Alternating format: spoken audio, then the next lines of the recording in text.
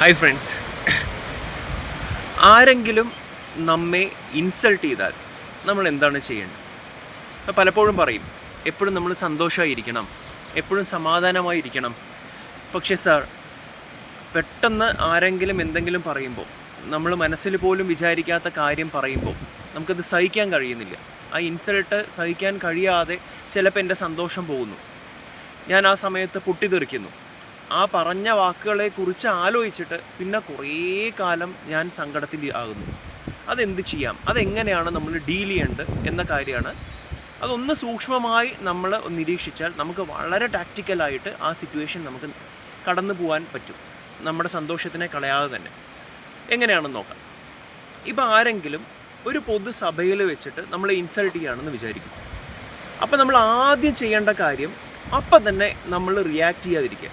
അപ്പം തന്നെ അവർക്ക് തിരിച്ച്, ഇവൻ എന്നെ ഇങ്ങനെ പറഞ്ഞല്ലോ, ഞാൻ എന്തെങ്കിലും ഒന്ന് തിരിച്ചു പറഞ്ഞില്ലെങ്കിൽ മോശമല്ലേ എന്ന ചിന്ത മാറ്റി ആ ഈ മൊമെൻറ്റിൽ മനസ്സിൽ വിചാരിക്കുക, ഞാൻ ഇപ്പം അവൻ ഉത്തരം കൊടുക്കാൻ പോകുന്നില്ല എന്ന് പറഞ്ഞ് ഒന്ന് സൈലൻ്റായി ഒരു ഡീപ്പ് ബ്രീത്ത് എടുത്ത് ഒന്ന് കാമായി ഇരിക്കുക.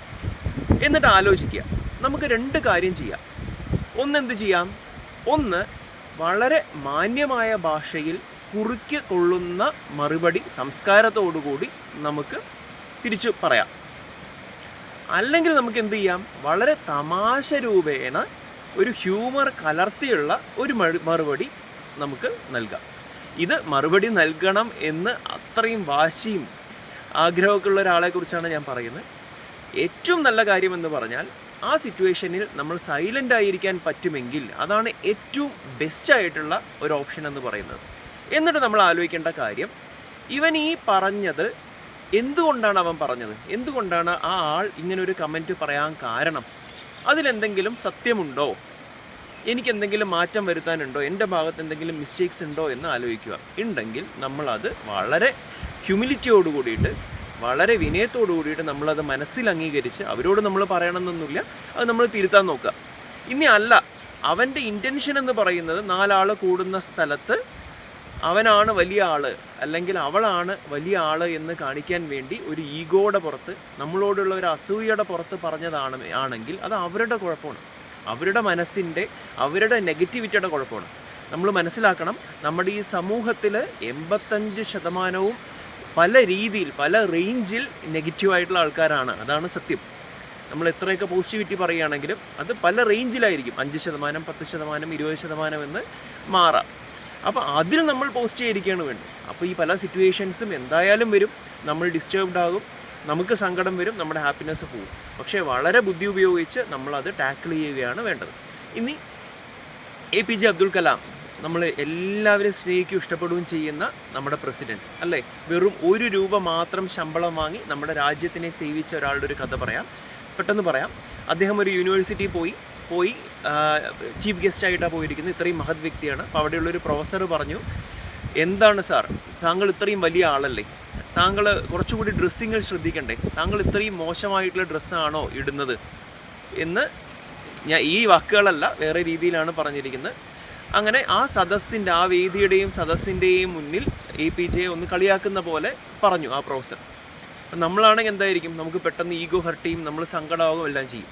പക്ഷേ APJ എന്താ ചെയ്ത്, അദ്ദേഹത്തിൻ്റെ ധൈര്യവും അദ്ദേഹത്തിൻ്റെ ആ ഒരു വിസ്ഡവും അദ്ദേഹത്തിൻ്റെ ഒരു കാംനെസ്സും കൊണ്ട് അദ്ദേഹം വളരെ സ്മൈൽ ചെയ്ത്, വളരെ സന്തോഷമായി അദ്ദേഹത്തിന് സംസാരിക്കാൻ അവസരം കിട്ടിയപ്പോൾ അദ്ദേഹം പറഞ്ഞു, ഡ്രസ്സ് ആണ് ഒരു മനുഷ്യനെ വിലയിരുത്തുന്ന ഘടകമെന്ന് ഞാൻ വിശ്വസിക്കുന്നില്ല.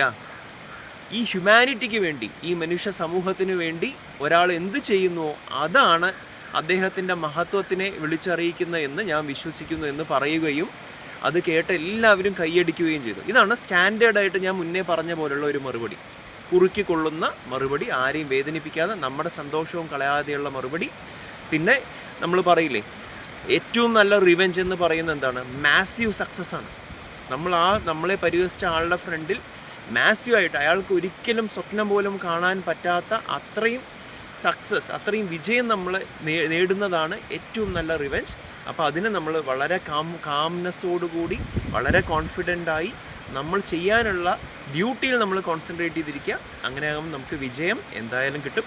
ഇത്തരം കൂടുതൽ വിഷയങ്ങൾ നമുക്ക് ചർച്ച ചെയ്യേണ്ട വിഷയങ്ങളുണ്ടെങ്കിൽ താഴെ കമൻറ്റ് ബോക്സിൽ ഇടുക. ഇതുമായി ബന്ധപ്പെട്ട് ഈ ഡിപ്രഷൻ, സങ്കടം അല്ലെങ്കിൽ എക്സാം ഫിയർ അങ്ങനെയായി ബന്ധപ്പെട്ട് ആർക്കെങ്കിലും നേരിട്ട് സംസാരിക്കണമെങ്കിലും ചാറ്റ് ബോക്സിൽ കോൺടാക്റ്റ് ചെയ്യാം. Thank you so much. By.